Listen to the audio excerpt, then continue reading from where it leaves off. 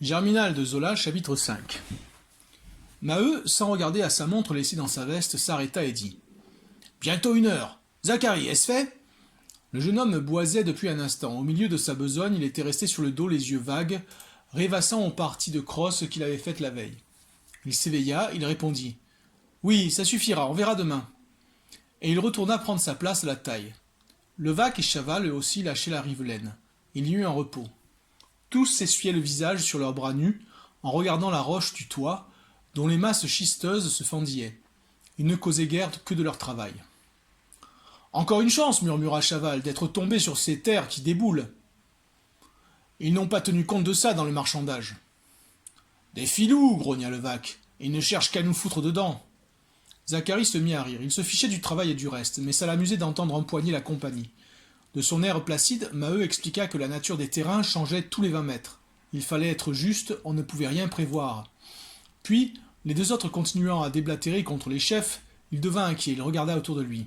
« Chut, en voilà assez !»« Tu as raison, dit Levaque, qui baissa également la voix. C'est malsain. » Une obsession des mouchards les hantait, même à cette profondeur, comme si la houille des actionnaires, encore dans la veine, avait eu des oreilles. « N'empêche, ajouta Tréau Chaval d'un air de défi, que si ce cochon de Dansaert me parle sur le ton de l'autre jour, je lui colle une brique dans le ventre. Je ne l'empêche pas, moi, de se payer les blondes qui ont la peau fine. » Cette fois, Zacharie éclata. Les amours du maître Porion et de la Pierronne étaient la continuelle plaisanterie de la fosse. Catherine elle-même, appuyée sur sa pelle en bas de la taille, se tint les côtes et mit d'une phrase Étienne au courant, tandis que Maheu se fâchait, pris d'une peur qu'il ne cachait plus. « Hein, tu vas te taire! Attends d'être tout seul si tu veux qu'il t'arrive du mal !» Il parlait encore lorsqu'un bruit de pas vint de la galerie supérieure. Presque aussitôt, l'ingénieur de la fosse, le petit Négrel, comme les ouvriers le nommaient entre eux, parut en haut de la taille accompagné de Dansaert, le maître Porion. « Quand je le disais, murmura Maheu, il y en a toujours là qui sortent de la terre. » Paul Négrel, neveu de M. Hennebeau, était un garçon de 26 ans, mince et joli, avec des cheveux frisés et des moustaches brunes. Son nez pointu, ses yeux vifs, lui donnaient un air de furet aimable, d'une intelligence sceptique, qui se changeait en une autorité cassante dans ses rapports avec les ouvriers. Il était vêtu comme eux, barbouillé comme eux de charbon, et, pour les réduire au respect, il montrait un courage à se casser les os, passant par les endroits les plus difficiles, toujours le premier sous les éboulements et dans les coups de grisou. « Nous y sommes, n'est-ce pas ?» Dansaert demanda-t-il. Le maître Porion, un Belge à face épaisse, au gros nez sensuel, répondit avec une politesse exagérée. « Oui, monsieur Négrel, voici l'homme qu'on a embauché ce matin. » Tous deux s'étaient laissés glisser au milieu de la taille. On fit monter Étienne. L'ingénieur leva sa lampe, le regarda sans le questionner. « C'est bon, dit-il enfin, je n'aime guère qu'on ramasse des inconnus sur les routes. Surtout, ne recommencez pas. » Et il n'écouta point les explications qu'on lui donnait, les nécessités du travail, le désir de remplacer les femmes par des garçons pour le roulage. Il s'était mis à étudier le toit, pendant que les haveurs reprenaient leur rivelaine. Tout d'un coup, il s'écria. « Dites donc, Maheu, est-ce que vous fichez du monde ? Vous allez tous y rester, nom d'un chien !»« Oh, c'est solide, répondit tranquillement l'ouvrier. »« Comment solide ? Mais la roche tasse déjà et vous plantez des bois à plus de 2 mètres, d'un air de regret. Ah, vous êtes bien tous les mêmes. Vous vous laisseriez aplatir le crâne plutôt que de lâcher la veine, pour mettre au boisage le temps voulu. Je vous prie de m'étayer ça sur le champ.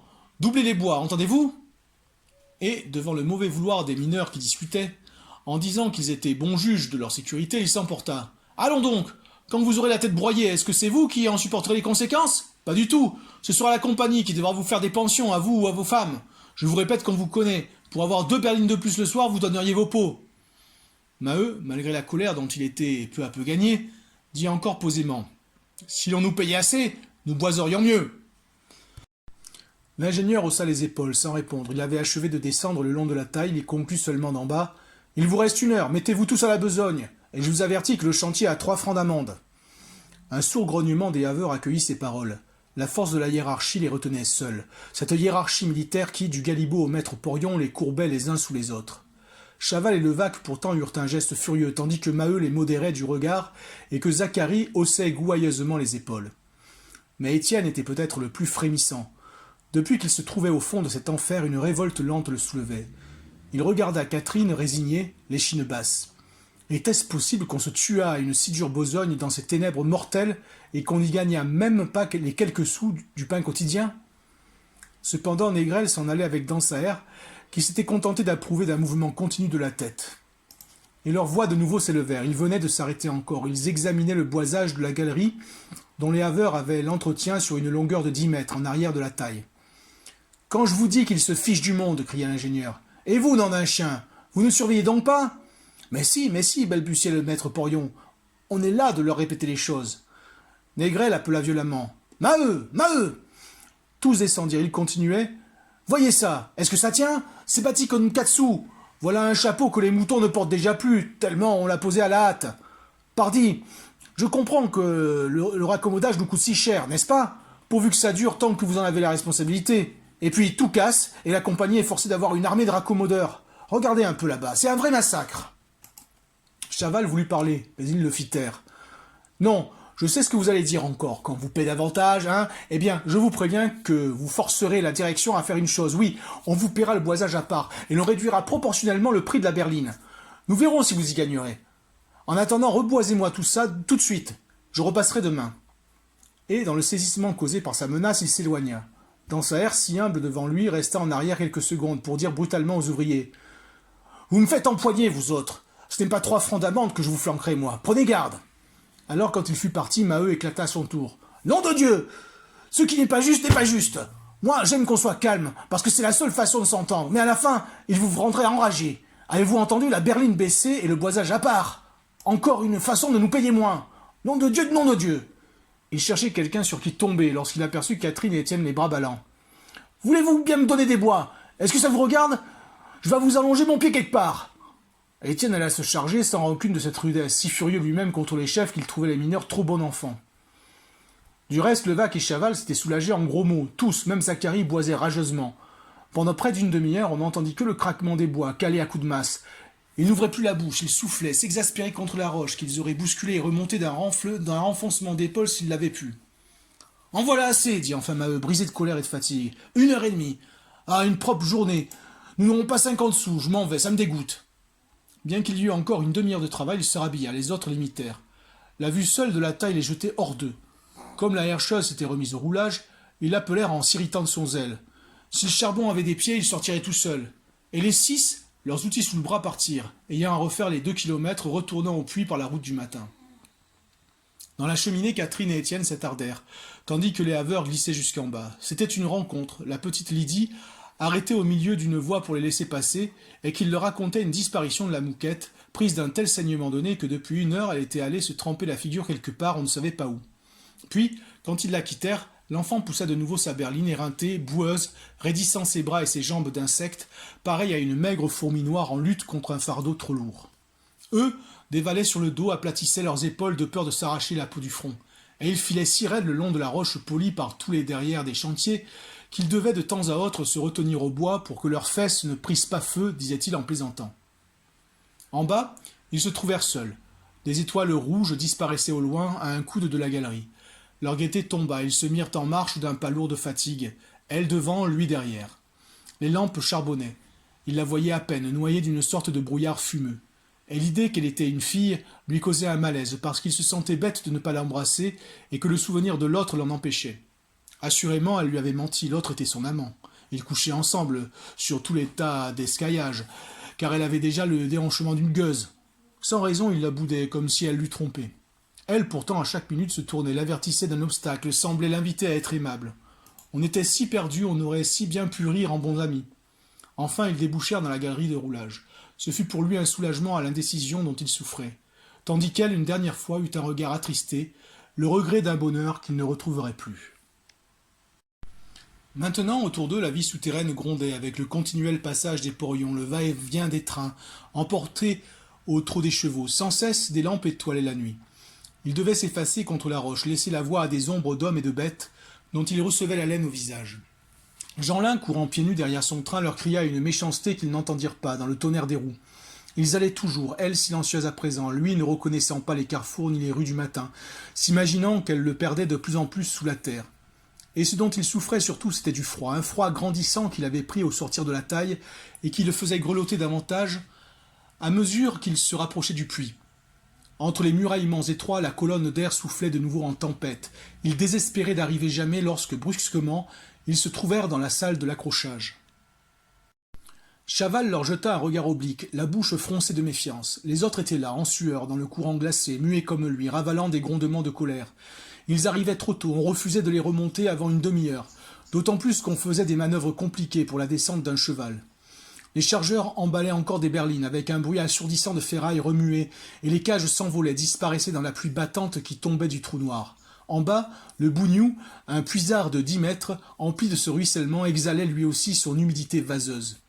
Des hommes tournaient sans cesse autour du puits, tiraient les cordes des signaux, pesaient sur les bras des leviers au milieu de cette poussière d'eau dont leurs vêtements se trempaient. La clarté rougeâtre des 3 lampes à feu libre, découpant de grandes ombres mouvantes, donnait à cette salle souterraine un air de caverne scélérate, quelque forge de bandits voisine d'un torrent. Maheu tenta un dernier effort. Il s'approcha de Pierron, qui avait pris son service à 6 heures.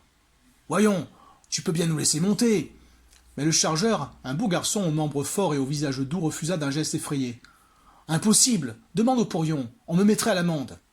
De nouveaux grondements furent étouffés. Catherine se pencha, dit à l'oreille d'Étienne. « Viens donc voir l'écurie, c'est là qu'il fait bon. » Et ils durent s'échapper sans être vus, car il était défendu d'y aller. Elle se trouvait à gauche, au bout d'une courte galerie. Longue de 25 mètres, haute de 4, taillée dans le roc et voûtée en briques, elle pouvait contenir 20 chevaux. Il y faisait bon, en effet, une bonne chaleur de bêtes vivantes, une bonne odeur de litière fraîche, tenue proprement. L'unique lampe avait une lueur calme de veilleuse. Des chevaux au repos tournaient la tête avec leurs gros yeux d'enfant, puis se remettaient à leur avoine, sans hâte, en travailleurs gras et bien portants, aimés de tout le monde. Mais comme Catherine lisait à haute voix les noms sur les plaques de zinc, au-dessus des mangeoires, elle eut un léger cri en voyant un corps se dresser brusquement devant elle. C'était la Mouquette, effarée, qui sortait d'un taille de paille, où elle dormait.